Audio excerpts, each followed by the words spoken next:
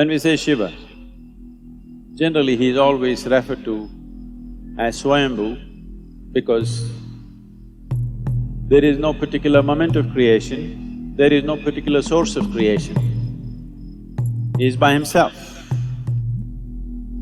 That's why the word Shiva means that which is not. That which is not does not happen at a particular time, does not happen through something, it is there. So Shiva was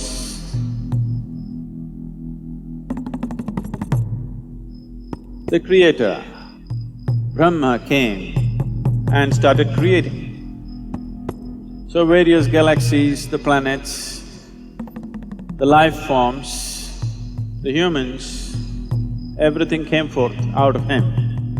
Creation got into its grind of movement and Shiva, who was still,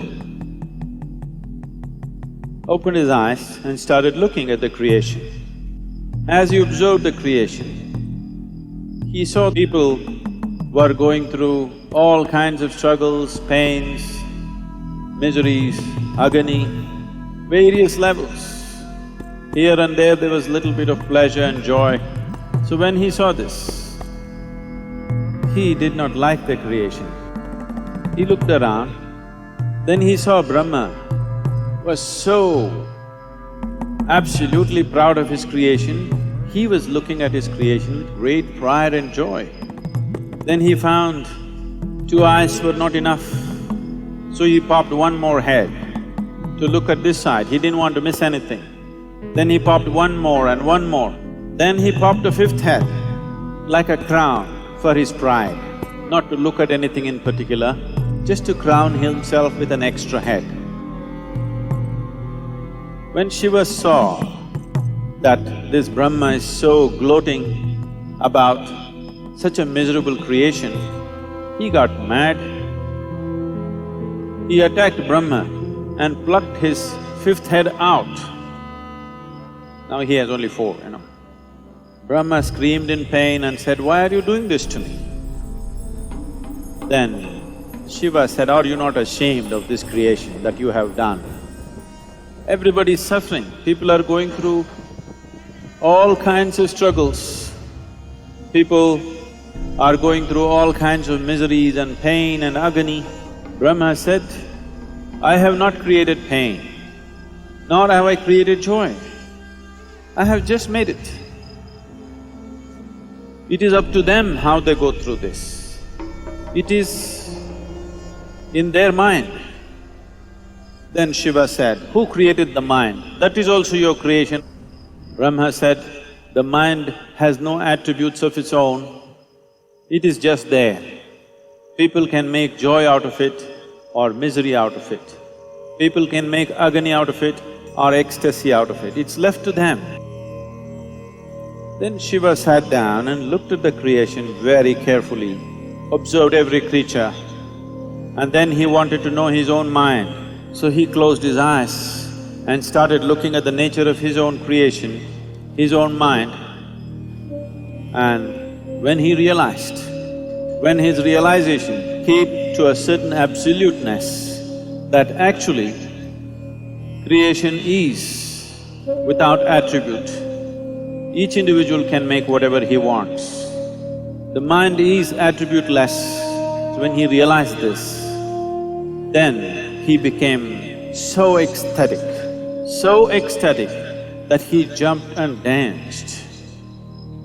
He danced wildly out of his joy and ecstasy.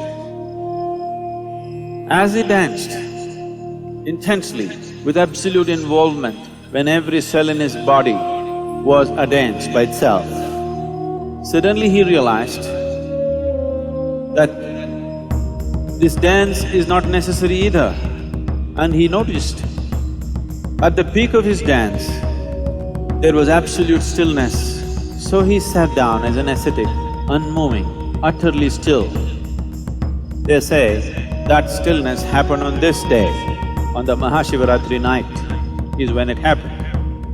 From intensity of ecstasy to absolute annihilation and stillness, these two things he went on alternating.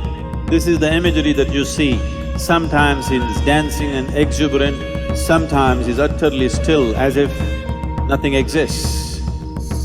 When we say Shiva is the destroyer, it is not about destroying the world, it's about destroying your world. Your world is essentially an accumulation of past experiences and impressions. Past is seeping into the present only through your thought process. And it is projecting itself into the future through your desiring process. What you know as your desire is essentially an exaggerated version of the past. So the destruction of the past is the essential nature, because if you want to know the grandeur of the creation, that is possible only through the presently existing moment that is here right now. This is the only doorway. In utter stillness, there is no past. In absolute movement, there is no past.